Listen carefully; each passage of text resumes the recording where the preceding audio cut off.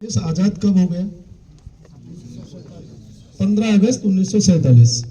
Industrial act जो सबसे पहले अपना एग्जिस्टेंस में आया वो आया है 1948 में। जहाँ पे पहले क्या था, कंपनी जितनी भी थी ना, लाला लोगों का हिसाब चलता था। तो वो लोग अपने हिसाब से किसी भी आदमी को कितना भी देर तक काम करा लो, उसको जूता है कि नहीं है, उसको चप्पल है कि नहीं है, कि उसका कपड़ा है कि नहीं है, ये सब चीज़ कोई देखता नहीं था। तो 1948 से लेकर 1966 तक, 1966 तक, ये बहुत ज़्यादा लोगों का अलग अलग जगह पे जहाँ जहाँ फैक्ट्री होती थी वहाँ बहुत एक्सीडेंट होता था। और वो एक्सीडेंट के कारण लोगों का कभी कोई हाथ टूटता था, कभी पैर टूटता था, कभी कुछ टूटता था।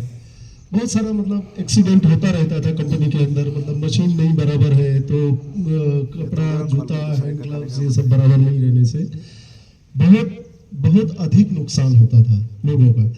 अब क्या हुआ, 1900 वर्क्समैन कॉम्पेंसेशन एक्ट एक होता था जिसमें वर्कर्स के, जो आप लोग काम करते हो या जो भी वर्क कर्मचारी है वो काम करता था, तो उसके राइट रिजर्व रहते थे। लेकिन उसमें पैसा कॉम्पेंसेशन, जैसे आंख गया तो उसको 25 रुपए उस जमाने में मिलता था, 25 रुपीज। अभी सोचो, आंख खरीदने का अगर एक उंगली गई तो उसका कुछ, एक उंगली का एक बोट गया, अगर छोटा सा टुकड़ा गया तो उसमें उसको पैसा मिलता था मात्र और मात्र 1600 रुपया।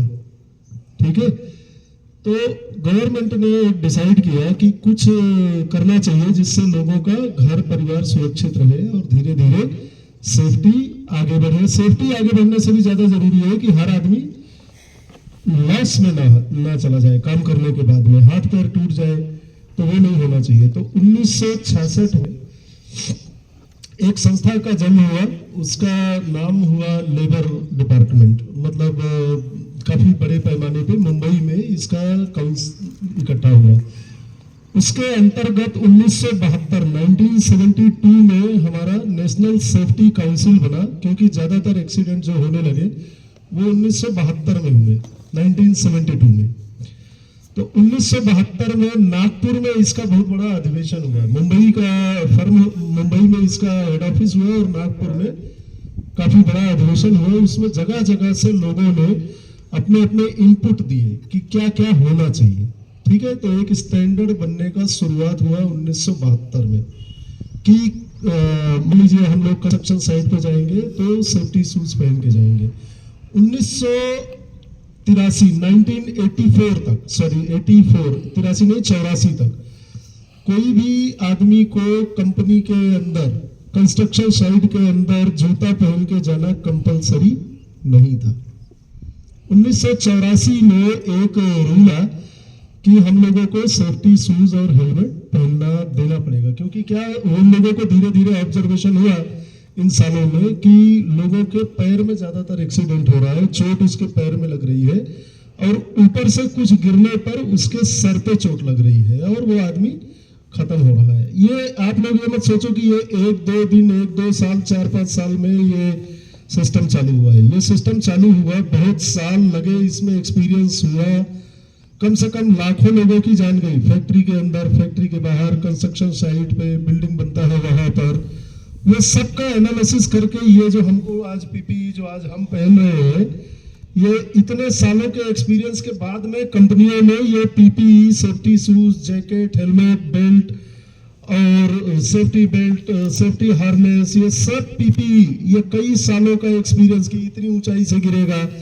तो अभी आप सोचो, 1 मीटर पे हम सेफ्टी बेल्ट क्यों नहीं पहनते? 1 मीटर, 1.2 मीटर पे ही क्यों पहनते हैं? 3 मीटर पे जाने पे ही क्यों पहनते हैं? उसका रीजन है क्यों। 1 मीटर से गिरेगा तो उसको कुछ होगा नहीं, लेकिन वो 10-15 दिन में ठीक आएगा। कोई भी आदमी गिरेगा, वैसे कई बार तो ऐसा भी हुआ है कि 200 मतलब 2 फुट से गिरकर भी आदमी का डेथ हुआ है, लेकिन वो केमिकल इंडस्ट्रीज वगैरह में हुआ है। जनरल कंस्ट्रक्शन वर्क में जब भी एक्सीडेंट हुए हैं उसका मूल कारण हुआ है ऊंचाई से गिर के आदमी का मौत होना। याद रख लो आप ये सब बातें इतने लोगों के बीच में। तो सबसे ज्यादा एक्सीडेंट हुए हैं ऊंचाई से गिर के, दूसरा हुआ है कन्फाइंड स्पेस में, तीसरा हुआ है स्लिप, ट्रिप और फॉल में। मतलब कहीं पर कूड़ा पड़ा है, कचरा पड़ा है, ये सब गंदगी है, लोगों ने खा के कुछ कर दिया है या किसी ने एरिया साफ सफाई नहीं रखा है, तो तीसरा ये तीन मूल कारण है जहां पर एक्सीडेंट हुए हैं।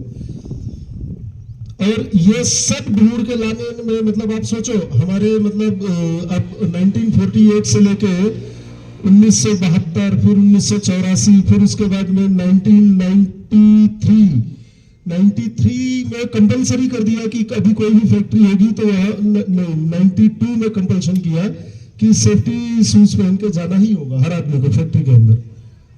उसके पहले जरूरी नहीं था, मैं जब नौकरी करने के लिए गया तब तक उतना स्ट्रिक्ट लॉ नहीं था। आज की तारीख में ये जो गवर्नेंस की बात अभी इन्होंने बोला, ये गवर्नेंस आया गवर्नमेंट की तरफ से, ये कंपलसरी हुआ कि आपको पहनना है, ठीक है। और सबसे अच्छी बात ये है हमारा कंपनी का, जो हम लोगों का कोको कोला कंपनी है या एस्कॉन कंपनी है, ये लोग कभी भी पीपीई के लिए मना नहीं बोलते। अगर आप बोलोगे कि मेरे पास में सेफ्टी शूज नहीं है तो डेफिनेटली सेफ्टी शूज मिलेगा। अगर आप बोलोगे कि मेरे पास में हेलमेट नहीं है तो वो बोलेंगे काम मत करो लेकिन हेलमेट पहन के काम करो या जैकेट पहन के काम करो। जैकेट क्यों पहनना है? जब आया आज से 9 साल पहले, 9-10 साल पहले करीब करीब जैकेट का ये हुआ कि जैकेट से आदमी को दूर से अगर रात में काम कर रहा है तो रिफ्लेक्शन पता चलना चाहिए कि आदमी है, गलती से कोई गाड़ी वगैरह उसको कुचल नहीं देना चाहिए। क्योंकि धीरे धीरे हमारा विकास हो रहा है, पहले सब काम हाथ से करते थे, अभी धीरे धीरे आप देख रहे हो कि मशीनें काम कर रही हैं। तो मेरे बारंबार आप सबसे बिल्कुल हाथ जोड़ के रिक्वेस्ट है कि कभी भी सेफ्टी हमारे लिए है और किसी के लिए नहीं है। सेफ्टी मतलब हमारे लिए है और ये सीखने के लिए आज भी मैं बता रहा हूँ आपको, नाइजीरिया हो गया, साउथ अफ्रीका के बहुत सारी कंट्रीज हो गए, जैसे सेनेगल हो गया, यूक्रेन हो गया, युगांडा हो गया, बहुत सारे ऐसे देश हैं जहां पर आज भी सेफ्टी को कोई वैल्यू नहीं है। और वहां पर हर समय 3% लोग या तो घायल होते हैं और 0.5% लोग, मान लो 1000 लोग काम कर रहे हैं तो उसमें से 5 लोग मर जाएंगे सेफ्टी के कारण। ये आज की तारीख में साउथ अफ्रीका कंडीशन है। रियल डेटा जो मिल रहा है, आप भी गूगल के देख लेना, आपको पता चलेगा। उसी तरह से हमारे देश में ये रोड एक्सीडेंट से भी कम रेशियो के बराबर रेशियो था आज से करीबन 15 से पहले, जहां पर जितना रोड एक्सीडेंट में लोग मरते थे उतना ही कंस्ट्रक्शन साइट पे मर जाते थे। ये हकीकत में बता रहा हूँ, 15-20 साल पहले का ये सिचुएशन था। अभी सिचुएशन बाकी ये कंट्री, वर्ल्ड की बहुत सारी कंट्री से अच्छा हुआ है। एक एक आदमी, एक एक कंपनी, एक एक छोटे छोटे वर्कमैन ने भी अगर उसको ध्यान में रखा है। इलेक्ट्रिकल शॉप, ध्यान रख लो 4 चीजें। सबसे ऊपर सेफ्टी में गया तो बेल्ट के बिना नहीं जाना है। कंस्ट्रक्शन साइट के अंदर घुसेंगे तो हेलमेट और सेफ्टी शूज और जैकेट पहन के ही अंदर घुसेंगे। तीसरा चीज है इलेक्ट्रिकल में अगर हमको जानकारी नहीं है तो उसको दूर रखेंगे। और चौथा इंपॉर्टेंट चीज है, अगर हमको कुछ भी अनसेफ लगता है, हमें चाहे गलत ही हो लेकिन वो तुरंत का तुरंत बता देना है कि सर ये मेरे को गलत लग रहा है, आप थोड़ा देख लो। अगर वो बोलता है, आपका सुपरवाइजर बोलता है, सेफ्टी ऑफिसर बोलता है ठीक है, तो उसको ठीक है। और अगर आप देख के भी नहीं बताओगे तो सेफ्टी, देखो हम सबकी जितनी आंखें हैं ना वो सेफ्टी में कम पड़ता है। आप काम में रहते हो, हम भी जल्दबाजी में रहते हैं, जल्दी कर दो जल्दी कर दो जल्दी कर दो, या आप लोग भी सोचते हो चलो जल्दी करके निकल जाएंगे, खाना खाएंगे, ये करेंगे वो करेंगे, मतलब बहुत सारी चीजें हैं। तो जल्दबाजी में नहीं काम करना है, सेफ्टी का ध्यान रखना है। और बहुत आप ये समझ के चलो, जैसे लोग आजादी के लिए मर के बड़ी आजादी मिली है ना, उसी तरह से बहुत सारे लोगों का जब जान गया है उसके बाद में इतनी सारी व्यवस्था गवर्नमेंट हमारे लिए लेके आई है। गवर्नमेंट के साथ साथ में सारी प्राइवेट कंपनियां, सारी जगह पर ये अभी कंपल्सन हो गया है। और आज भी कई कंपनियां, छोटी कंपनियां, जितने लोअर लेवल पर आप लोगों ने देखा होगा, वहां पर इतना ज्यादा नहीं देते वो लोग फोकस। वो बोलते हैं हेलमेट जो ऊपर रहेगा उसको दे दो, या नीचे में जो खड़ा है उसको दे दो, बाकी आदमी को तो दूर काम कर रहा है उसको जरूरत नहीं है। बहुत जगह पे ऐसा है।